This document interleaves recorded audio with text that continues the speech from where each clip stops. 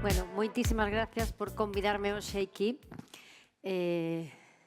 Moita emoción, a verdade, como nai, poder escoitar todo o que escoitamos hasta agora. Veño tamén para pôr en imaxe parte da miña vida, ese Netflix que digo moitas veces que teño de vida, non? Estos son os comezos, isto é onde a min me gusta estar máis que nada no mundo. É a miña horta, esta son eu de nena, co meu veciño, éramos dúas boas pezas, non?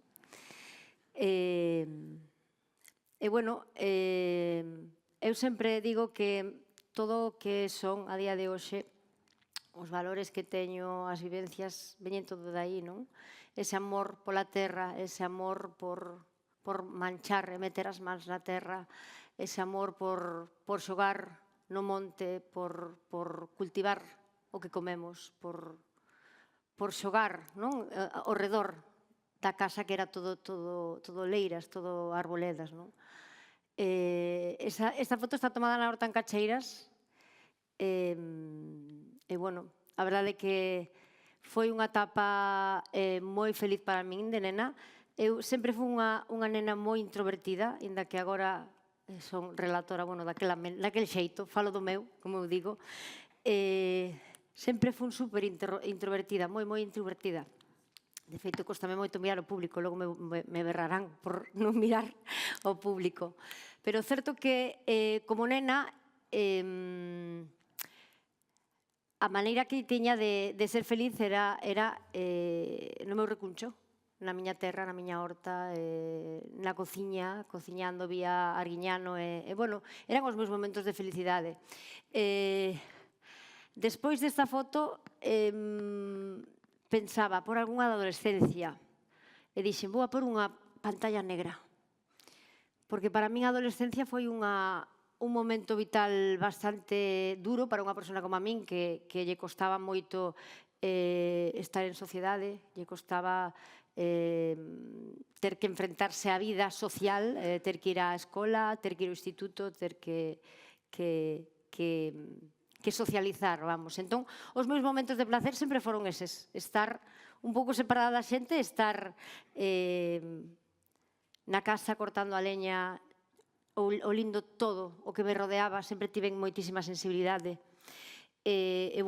Quizáis todo eso o que me fixo foi buscar un sitio no que eu me sentía segura, esa era a cociña. Na cociña que eu veía na televisión ou que facía como meu pai na bilbaína, pois eses eran os momentos no que eu realmente era feliz por completo, non? Como vos dicía, na adolescencia non encaixei moi ben nos estudios, non encaixei moi ben en nada. Entón, por casualidade, unha vez, unha compañeira de miña nai me dixo, xa sabía que eu era un pouquiño especial, que era unha nena un pouco diferente do resto, e me dixo, ti por que non estudias cociña, se o que te apaixona, se o que faz todo o día, non? Estar na horta, estar cociñando, o que cultivas. Parece mentira, pero foi ese clip o que me fixo cambiar, o que me fixo decidir por que non, o que me fixo decir, vou a salir do meu contexto, vou a sair desta cidade de Santiago e marchei a Bilbao. Foi un grande punto de inflexión porque eu sempre digo que ali cheguei sen etiquetas e comecei a vivir. Comecei a sentirme plena, sentirme feliz porque cociñaba, estaba con xente que amaba cociñar tamén. E por unha vez sentíame que encaixaba en un sitio, non? Que valía para algo. Bueno, despois de estudar en San Sebastián, en Bilbao, estiven traballando en San Sebastián, tamén en Barcelona, en moitos sitios. Pero a min non me gusta moito cando falan da miña biografía que me recorden estiveche aquí, ali, porque levo 17 anos co meu restaurante. Ese é o mellor currículum que podo presentar, non? Este restaurante que foi a Tafona, que naceu así, recordo que estas pizarras fixas co meu pai, non tiña para platos e cortamos as pizarras para o plato de pan. Eu tiña, sempre son unha soñadora, de feito me considero unha soñadora, unha cociñeira de soños. Sempre soñei poder democratizar a alta cociña, eu viña de sitios con moitas estrelas e quería que todo o mundo puidese chegar a comer así, non? Abrín Tafona con 27 anos, sempre digo o mesmo, poucos cartos e moitísimas inseguridades. Un menudo día que comezou en 12 euros, rematou en 15. Nese momento tiña un socio que estivo comigo durante 8 anos e medio. E foron momentos de moito traballo. Nesos sofás que vedes teño dormido moitas noites, porque non podía salir non me daba tempo de ir a casa, porque rematábamos de madrugada. Tardei 9 anos en ter alguén que me axudase a fregar. Bueno, vindo de onde viña, de tanto gastronómico, tiven que aprender a sentirme a gusto co que podía facer cos medios que tiña, as mans que tiña. O comezo era moi feliz porque eu quería cociñar. Eu traballaba 7 de 7. Inda que pechase 2 días o restaurante, eu iba porque gustábame cociñar. Os meus platos eran moi elaborados, inda que fose para un menú do día de 12 euros. A día de hoxe poderían estar nos meus menús e valen bastante máis. Como vos día, era moi duro. Eu poñovos como exemplo, eu vivín anos de propinas, vivín anos cobrando 700 euros. Agora parece, non? De feito, cando eu me quedei embarazada de Mauro, era o que cobraba. Imaginádevos. Quixen por esta foto porque creo que foi a primeira foto que colguei e das poucas que colguei cando naceu o meu fillo, porque eu son máis solteira, por iso levamos os meus apelidos. Este, sin dúbida algunha, foi o punto de inflexión máis forte da miña vida porque me truxo algo que era luz, esperanza. Eu, antes de ter a Mauro, choraba moitísimo. Choraba por todo, porque se me estropeaba unha máquina, non tiña cartos para arranxala. Era unha vida moi complexa, non? Cando tiven a Mauro, por suposto, foi duro. Foi duro antes de telo. Recordo que me decían as mulleres do mercado de abastos, cando se enteraron de que estaba embarazada e que, bueno, que iba a ter o neno eu sola, me decían que non me preocupase, que no momento que vise a miña tripa crecer, se me iban a olvidar todas esas dolores, non? Ese dolor de corazón que a veces tes, non? Bueno, Mauro chegou á miña vida, aí ten 27 anos, e aí estou na final do concurso cociñeiro do ano, ainda coas costuras e todo, pero, bueno, esta foto é un punto de inflexión moi importante tamén na miña vida, porque despois desto, 2 días despois, por cousas da vida, xa sabes que a veces ter socios non é o mellor do mundo, pois descubrín cousas que me fixeron quedarme sola na empresa. Imaginadevos ese momento, co soldo que eu tiña, sen recursos prácticamente, sen socio, que traballaba como a min, de sol a sol, non? Todo pasa por algo, eu sempre digo o mesmo. Seguramente, se o meu socio o houvese estopado antes, eu non me houvese atrevido a ser nai solteira. Entón, teño que agradecer, pese a todo, que estivera ali, porque gracias a eso decidín ser máis solteira. Bueno, sempre que hai algo malo, hai algo bo. Neste caso é todo moi bo.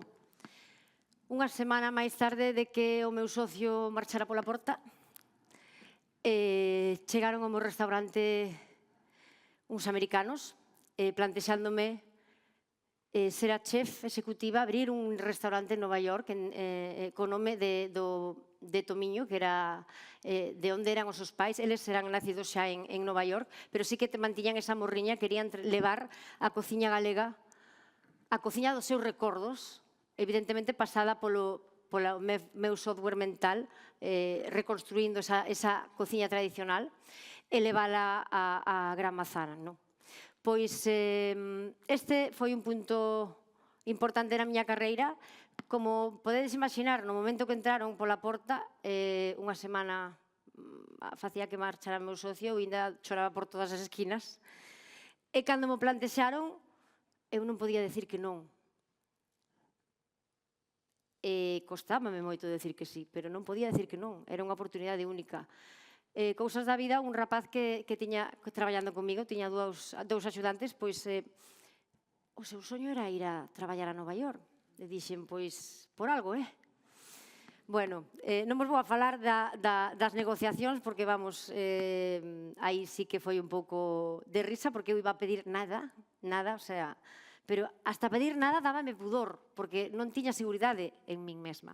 Ao final, puxeron algún cero máis na conta e permitiume, eso e algunha portada como esta, permitiume lanzarme a renovar o meu restaurante, deixar só 5 mesas, cociñar co que eu quería, un menú de degustación, por esa mesa de mantel, que ahora mesmo xa non ten mantel, pero en certa maneira foi o comezo do cambio. Primeiro porque rompín a barreira do medo, non? Eu recordo ese día, cando estaba no avión, dirección Nova York, eu decía, non me podo creer, non? Pero sí, querer pasar medo e traballar duro fixeron que hoxe este neste avión, non? Bueno, punto de inflexión importante porque me permitiu isto. O que me permitiu Nova York, aparte de afianzarme, de darme amor propio, non? Foi facer esa reforma e poder chegar a ter a miña estrela Michelin, que para min a estrela Michelin chegou nun momento que eu xa sentía que a tiña, porque tiña mans, tiña medios e cociñaba o que eu quería. Entón, foi unha alegría, porque foi un impulso para todo o equipo, pero o que mellor me trouxo, o que máis importante que me trouxo a estrela foi o tempo para estar con meu fillo. Esos 2 anos antes de que chegaran a estrela, con meu fillo Mauro, eu salía de casa ás 8 da mañán e chegaba a 1:30 da mañán. E con sorte, ao principio podía vir o meu pai co neno cando podía darlle o peito. E xa, cando chegou a estrela, chegaron os clientes, chegaron as posibilidades. Pasou esa fase que eu sempre digo de supervivencia, que foi longa, moi longa, e chegou a fase de ter o foco, de ter tranquilidade e de plantexarme moito máis, non? Xapón foi outro punto de inflexión na miña vida. Mari Watanabe me levou fai xa 10 anos o meu primeiro viaxe a Xapón. Aquí estou coas amas xaponesas, que son as mariscadoras xaponesas, as mergulladoras de Shima. Ali empecé a dar charras motivadoras de gastronomía a mulleres, cursos, cenas para recaudar fondos. Comecei coa semilla de WIC, Women in Gastronomy. A día de hoxe é unha realidade que ten xa 6 anos, é a primeira asociación de mulleres vinculadas ao mundo da gastronomía que hai en Xapón, e teño a sorte de ser presidenta de honra. Teño a sorte que despois deso chegaron máis cousas. Chegou o momento en que eu puiden decir agora quero facelo aquí. Plantei a semente en Xapón, pero agora quero facelo na miña terra. En ese momento foi a primeira vez que se presentou o proxecto foi en San Sebastián Gastronómica. Esta imaxe percorreu moitos sitios porque foi a primeira vez que nun escenario maioritariamente de homes, machista porque sí, porque é o que hai, fixen unha ponencia performativa. O que fixen foi pequenos documentais de moitas delas falando do seu traballo, expondo aí que hai unhas cestas feitas tamén cunha muller artesana, nas que unha a unha iban subindo o escenario e pondo todos os ingredientes que fan falta para poder ter a gastronomía que temos hoxe, non? Amas da Terra, este é outra foto que da presentación. Amas da Terra leva xa non sei cantos premios aquí e fora. Esta é o cartel que fixemos para a presentación no Festival de Málaga, dos documentais, tamén para unha conferencia que fixemos en Madrid, no Ateneo. Básicamente, un momento no que eu sinto que teño que devolverlle á terra e a todas elas todo o que se lles debe. A gastronomía é unha pirámide, no que na parte máis alta sempre que están eles, os chefs, os cociñeiros, e na parte baixa estamos nós, as mulleres, as nosas aboas, as nosas bisaboas, as nosas nais, as que fixeron fan posible a gastronomía, cultivando, recoletando produtos, as que mantiveron as casas para que eles puidesen estar as 16 horas que eu estaba tamén para poder conseguir a miña estrela Michelin, non? E Amas da Terra é un proxecto para min de xustiza, é un proxecto ademais que busca levar as historias destas mulleres ás escolas, busca tamén que elas mesmas se sintan empoderadas, que sintan que valen de verdade. Moitas delas, cando fomos a San Sebastián, non habían ido fora nunca, non habían estado nin sequera nun hotel, non? Para elas que se valorase o seu traballo como se valora a día de hoxe, que veñen moitísimos xornalistas de todo o mundo para falar do seu traballo, para expoñer o seu traballo, dándolle o foco, dándolle a voz e recuperando todos os saberes que teñen. É moi importante para elas, pero tamén para nós, como galegos, como territorio. Isto xa é o final. Isto é... Son despois de 17 anos de traballo que levo en Tafona. A día de hoxe sinto que son cociñeira, evidentemente, cociñeira de soños, como dixen antes, son labrega, son unha apaixonada da terra. Eu preciso todos os días estar na miña horta. Pero, ademais deso, teño moitas cousas máis que aportar, non? Teño que devolverlle, en certa maneira, a miña terra todo o que lle merecido, non? Teño moitas inquietudes. Estou agora coa USC, que firmei un convenio para axudarlles na parte que eu podo a facer investigacións co huilacoche, con cereais, unha finca en Lugo para poder cultivar novas non, máis ben antigos cereais que se están perdendo. Moitas máis cousas, non? Temos outro proxecto tamén de educación. Para min, a educación en temas de alimentación é moi importante. Creo que non se lle está dando a importancia que de verdade ten no día a día, non? Eu sou unha persona que, ademais, ten moitas intolerancias. Penso que, primeiro que nada, hai que educar os nosos nenos en consumir con conciencia, saber o que consumen.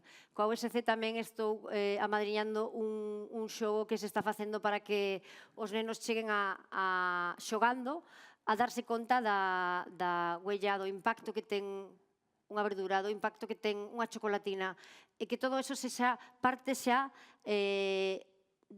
do seu día a día. Non xa é moi difícil cambiar a mentalidade a nosa idade, non? Pero temos que pôr a semente do cambio en todos esos nenos que están por construir ese futuro, non? Entón, ahora mesmo, ademais dos restaurantes, que decías, sí, teño varios restaurantes porque son moi inquieta, necesito autorretarme a mí mesma, facer cousas novas, facer fermentos, facer de todo. Teño que... A mí non me vale con contratar a alguén para que o faga. Teño que aprender eu.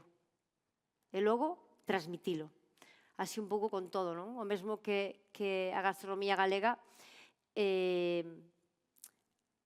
ser un pouco a xente de transmisión de todas estas cultura galega na forma de cociñar, na forma de cultivar, e que todo eso pase polo territorio e chegue de verdade á cidade, a xente de día a día. Tamén, por eso, dende a universidade o que buscan é unha xente que sexa transformador e que faga un pouco de conexión, de fío conector entre a xente a xente da pé e eles que están investigando e non queren que se queden as súas investigacións nun despacho, non?